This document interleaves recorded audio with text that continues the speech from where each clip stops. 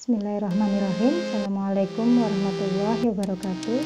Nama saya Fenty Eka Mujayana Agustin.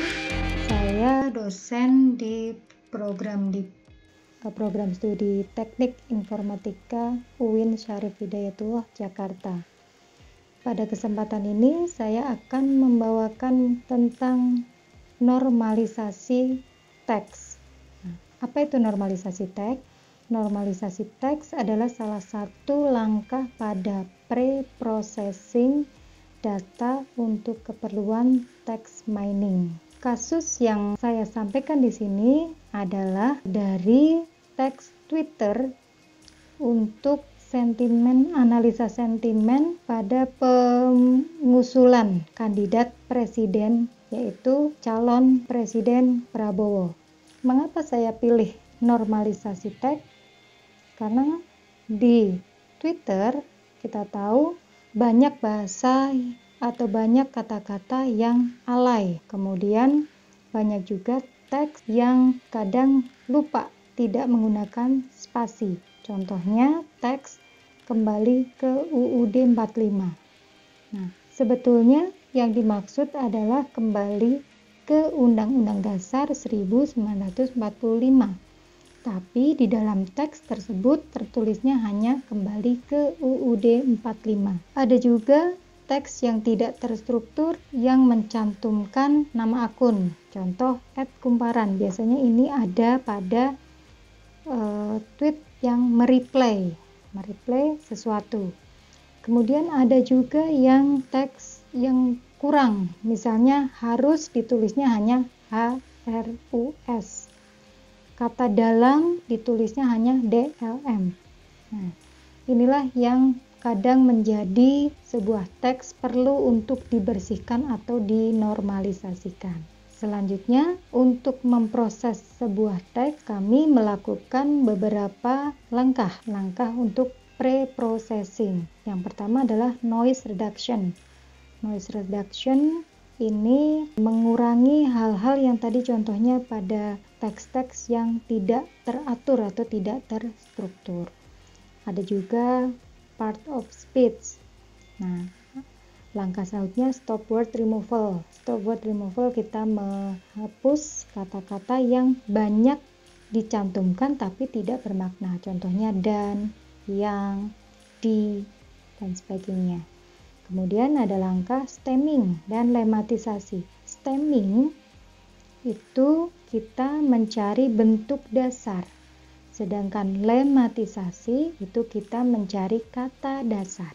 Contoh pada tag yang ada pada slide yaitu @maspiu, cuma satu orang yang bisa ngalahin Jokowi yaitu Anies Baswedan. Tapi karena Prabowo ngotot, ya kemungkinan dan seterusnya itu masih banyak teks-teks yang kurang bersih. Kalau kita bilang adalah kurang bersih. Langkah pertama yang kita lakukan adalah scaffolding. Apa itu scaffolding? Scaffolding adalah mengubah semua teks ke dalam huruf kecil. Nah, di sini kita lihat kata cuma, kata Anies, kata tapi itu menggunakan huruf besar. Nah, kita ubah dengan menjadi huruf kecil semua. Selanjutnya kita filter. Apa yang perlu difilter? Yang perlu difilter di sini adalah karena kita tidak membutuhkan nama akun dan URL, maka akun dan URL tersebut kita ubah jadi @maspiu dan https dan seterusnya itu dihapus. Nah, filtering di sini itu tergantung pada kebutuhan teks miningnya. Ya, jadi kalau kita tetap membutuhkan nama akun, ya kita tetap cantumkan. Jadi ini tidak seluruh teks harus difilter atau dihapus akunnya. Ada kalanya nama akun itu juga diperlukan. Nah, biasanya akan disimpan di dalam database. Tapi untuk case ini yang kita butuhkan hanya teksnya saja, tidak nama akun maupun URL-nya. Langkah selanjutnya normalisasi. Nah, apa yang dinormalisasi dari teks ini? Yang pertama adalah bahasa slang. Bahasa slang di sini contohnya ngalahin, kita ubah menjadi bahasa baku, yaitu mengalahkan. Kemudian yang kedua, kata tapi. Nah, kata tapi dan kata karena. Kata tapi sebetulnya bisa saja tetap menggunakan kata tapi. Disebabkan oleh database kami yang mempunyai kata tetapi, secara otomatis kata tapi diubah menjadi kata tetapi. Tapi sebetulnya ini nanti akan dieliminir di step selanjutnya. Nah, yang jadi perhatian di sini adalah kata karena dan kata ngotot. Ya. Tapi karena Prabowo ngotot diubah menjadi tapi karena Prabowo keras kepala.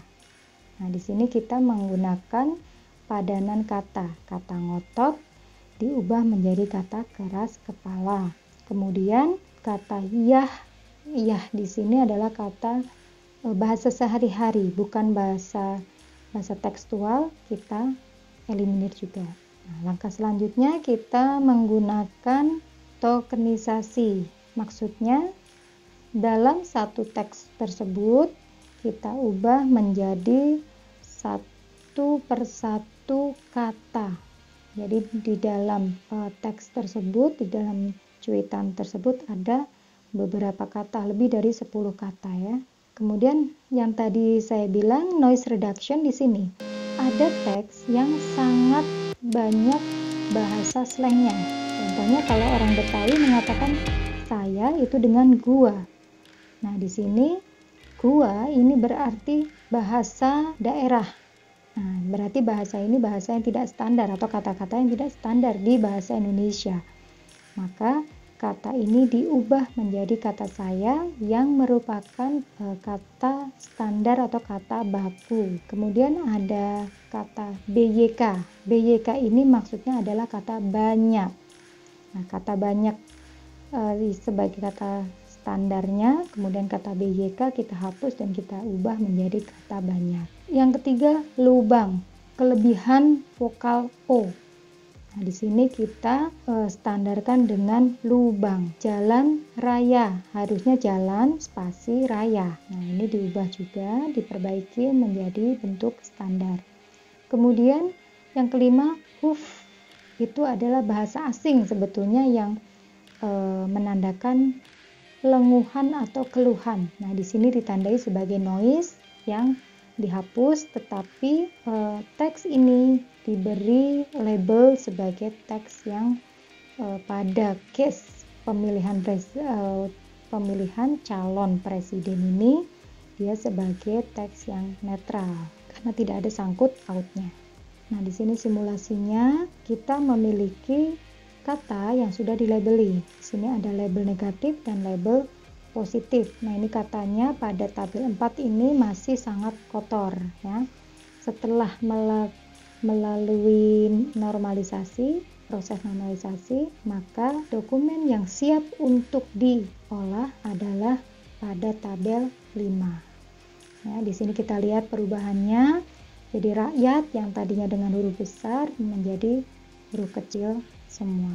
Untuk kasus normalisasi data teks di sini saya cukupkan dengan kesimpulan bahwa tingkat akurasi dari klasifikasi sentimen untuk pencalonan Prabowo menjadi calon presiden itu menjadi lebih tinggi dengan melakukan normalisasi dibandingkan tidak melakukan normalisasi. Demikian materi normalisasi dari saya.